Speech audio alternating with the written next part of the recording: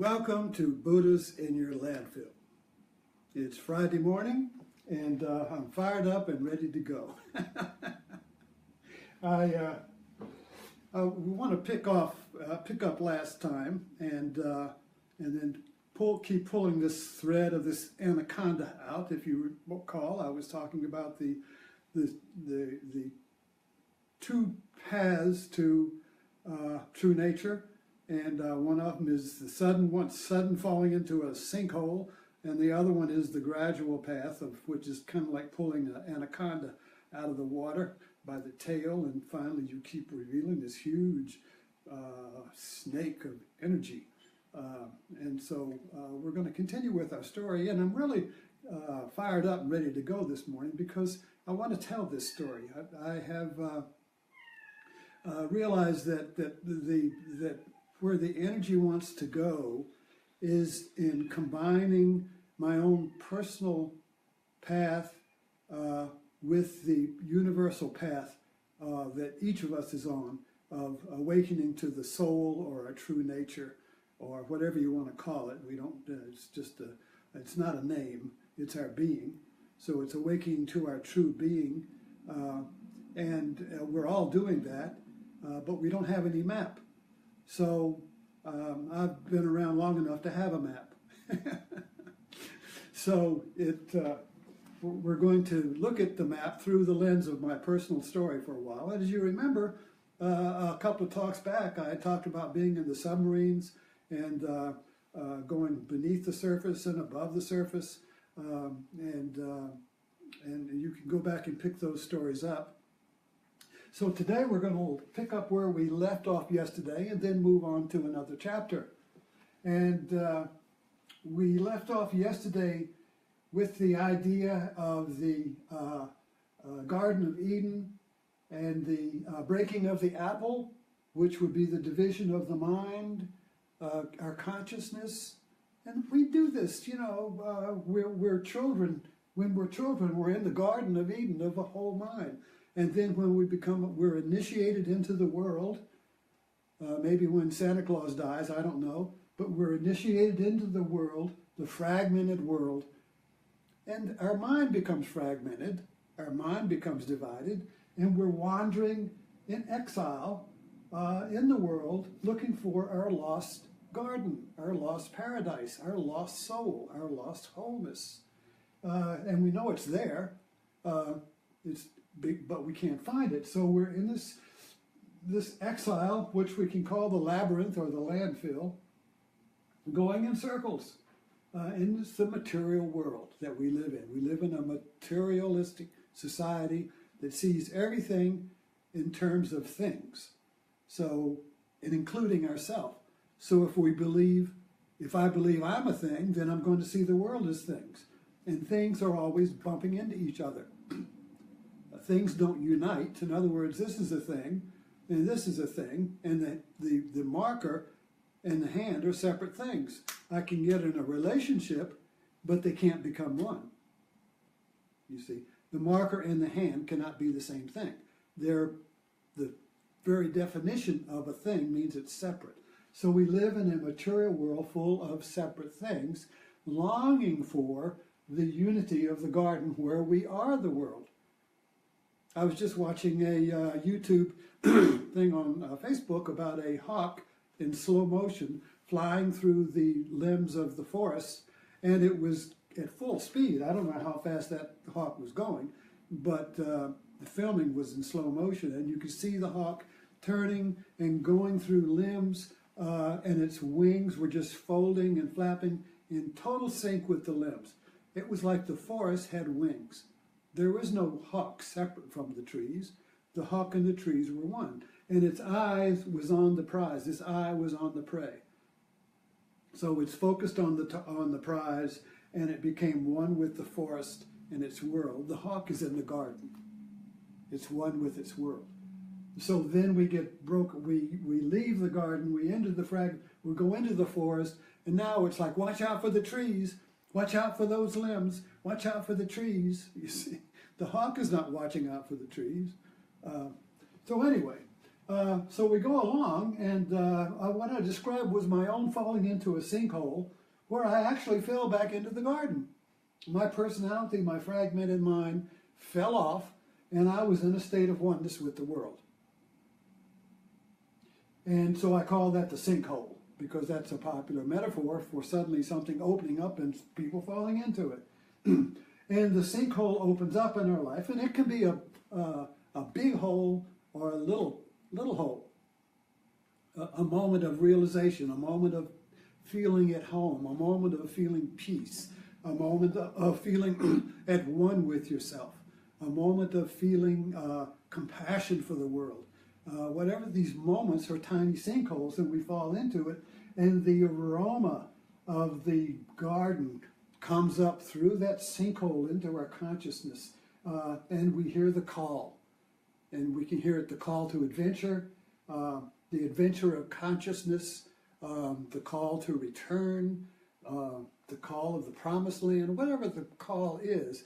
It's an irresistible call, and you can say it's a fragrance. I was reading some poems by Hafiz, and one of the poems was The Scent of Light. And this is, of course, light has no smell, but the scent of light comes up through the sinkhole. And the light within us smells the light from the garden, and we're attracted to it. We hear its call, and that begins our adventure. So let's pick up there. In my own story, 1968, when I fell in the sinkhole, and that really began my call to adventure, and it began to become the tale of the anaconda that I kept pulling out. So let's take it to the next chapter today. And after the sinkhole swallowed me, okay, and then after a few weeks, the sinkhole spit me back up into the world, kind of like Mr. Bean. I landed back in the world, and I wanted the sinkhole back. I wanted the garden back. So now began my quest for the restoration or return to the garden. Where was it, you see? So we left. I was teaching in Northern Virginia when I fell in the sinkhole, and it was in spring. And so then we left. I heard that I had a promise of a job teaching in Miami, so we packed up and went to Miami, and we bought a houseboat. And we lived on a houseboat on a little river, and it was called Rama Yacht Basin. And we'll pick up that again. Remember that, the houseboat, the yacht was called Rama Yacht Basin. And I wrote poetry to the soul and everything. I got a job teaching in the advanced high school there, but I couldn't teach. I couldn't teach according to the curriculum. I had to teach from the soul, and so I didn't fit. I couldn't stay. So after about a month, I resigned with a great sadness, because teaching was in my heart, but I could not, at that time, I was not able to teach from my heart and teach curriculum as the job required. So I was the martyr, and I left. And so then I was writhing around with my the institutional teaching couldn't swallow me. So I began. What am I to do? What is my purpose? What is my service? How can I serve from the sinkhole? So I decided I would be a minister. So I set out. I had a friend of mine who was a Presbyterian minister. So I thought I'd go to the Presbyterian Seminary in Richmond. So I got my application together, and we set it out.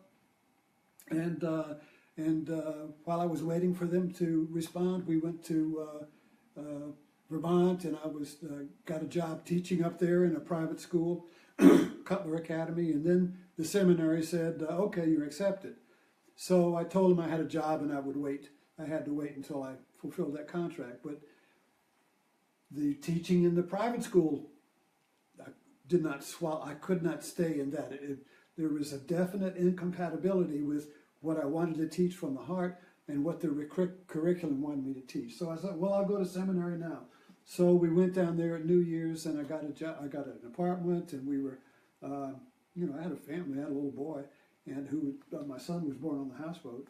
And so I got into seminary, And I have two memories from seminary, well, three.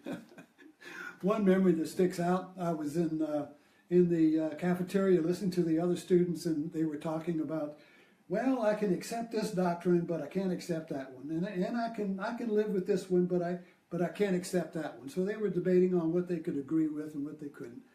And I remember the Edwin Hawkins music of Walking with Jesus was playing, and I still love that. And then the administration, the head of the administration called me and took me for a walk, and he said, I'm sorry to tell you, but they rejected your application. So the church couldn't swallow me. So that was a devastating blow. And we ended up on a retarded path. We got a job teaching at Zuni, which was house parents at a school for the retarded in Zuni, Virginia. And so we were house parents there. And this is my little split mind, and I was working with other people with split minds. And so on a Sunday, they hired a new headmaster. He was kind of like a retired Marine, so my job was to take the clients, residents to church. It was a Presbyterian church, and so their first black kid came from, and this was Zuni School for Retarded. Presbyterian School for Retarded was part of Lynchburg, so they sent their little first black kid there, and he wanted to go to church, and another kid didn't want to. But the instructions were to put the black kid in the kitchen. Don't take him to church. But he wanted to go, and another kid wanted. So I switched them. So I forgot his name, but we took him to church. And when the headmaster came back on Monday, he fired us and kicked us out that night. And it was near Christmas too, and my wife was pregnant. I felt like I was in Bethlehem. So the Zuni School for Retarded couldn't swallow us, and we were kicked out. And the minister that we integrated took us up, put us up, and he found us a job in Norfolk running a Hope House, which was another home for retarded. So I think what I'm working with here and showing is that when you fall through a sinkhole, your life is going to change, and basically your path, at least my path, was going to be from one being fired after another. You're fired, you're fired, you're fired. So it was, as I said, it fired me up. And the path of the exile, now we're kind of like getting into, and I really love, and I find I do this intuitively, is to bring the Christian stories, the Christian mythology, and I know people don't like mythology, but Christian Bible stories of reality into the stories of from the East with yoga and Zen and Buddhism. And these two Eastern and Western ways of looking at the world, I integrate in myself and I bring them together. So this really is a story of Adam and Eve, who are exiled from the garden and are wandering through the labyrinth, looking for the gateway, looking for the entrance, the lost entrance to the garden, which is guarded by the cherubs. And so to get back into the garden requires an intense longing to get back to find the garden, but it also requires a burning away. It requires a burning away of the obstacles to fall back into the garden, which is always here. It's not in the past or the future. We're in the garden, but we can't see the garden or be in the garden because our mind is fragmented by the fragmented world. The world, and we have to get used to this idea of the world, the external world, and our mind being one. Mind and world is the external world, and my mind are reflections of each other. We don't, in the material world, we don't think of it that way. We think of my mind here and the world there, and they're no, and rarely do they influence each other, but they're one. Yet they are two. So the exile and the wandering through the external world is also the wandering through my own internal world and discovering my own fragmented and lost pieces and putting all my parts back together like Humpty Dumpty. And so that's where the work begins. It's internally, and when you heal and whole your own mind, your external world falls in relationship with it and begins to reflect it. So the more you find your wholeness and true nature inside, the external world follows, which means that the mind is primary and the external world is secondary. And we think of it just the opposite in our culture. We want to get in alignment with the external world, but the truth is the external world gets in alignment with us when we direct our attention on the internal, which means that I don't blame the world for me. You see, as soon as the conditioned way we have is that I blame the world for my fragmentation. No, my fragmentation is the cause of the external world being seen as an oppressor of me. So when I discover the unity that is my natural state within, my unity with the external world falls into place without effort, you see. So it's all one, it's not two. And yet we still live in a world of me and of two, where you have to do things and catch a bus and lock your door and do all the things that we do. So we're going to pick up this tomorrow at Hope House and discover the meaning of why I was in Rama Yacht Basin. Rama Yacht Basin. It's interesting about the houseboat because, you know, when I was talking about the submarine was kind of like an amphibian. It was kind of like a frog in that it was on the surface. It was a surface ship, but it was also an undersea. It was a fish. So it was like it was on the surface. It was like other ships, but then it would disappear and it would become a fish. It lived beneath the consciousness and above the consciousness. And the houseboat, it's just odd that we got a houseboat to live on. And a houseboat was docked. It was like a trailer, a floating trailer, had some engines on the back. So it was a boat in a house. We never took it out. And when I sold it, I had never started the engines and they were rusted. So when I sold it, I had to buy new engines because we never even cared for the engines.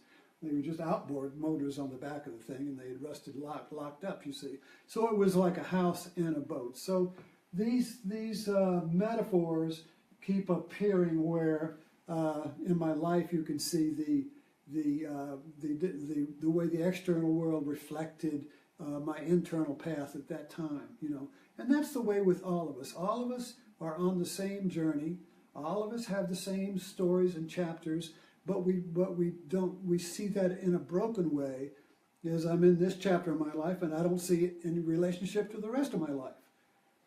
So it's just like, how do I get out of this chapter? But we realize that it's part of a larger chapter. So the awakening of the garden within is also the awakening of a wide-angle lens. So you begin to see the relationship of everything in your life to your soul and your journey. So we're all on the same journey, but it's all made up of the personality and our karma and our the content of our life. But our life is transparent to the soul's journey, which is universal in all of us, and it's the journey to awaken consciousness and awareness, and to become whole, and to be like the hawk, flying through the forest without fear of the trees. So I hope you find a Buddha in your landfill today, and I'll see you tomorrow. Oh, but don't forget Martini time at 5 o'clock, and we'll share some more insights there. And I'll see you then.